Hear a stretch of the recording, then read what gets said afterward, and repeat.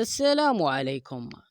خبر عاجل: بعد تألق عز الدين أناحي في كأس العالم بقطر بمستوى جد عالي، وانبهر به المدرب إنريكي وجوزي مورينيو، حيث ارتفع عليه الطلب من مجموعة من النوادي الكبار: برشلونة الإسباني، ودورتموند الألماني، والنابولي الإيطالي.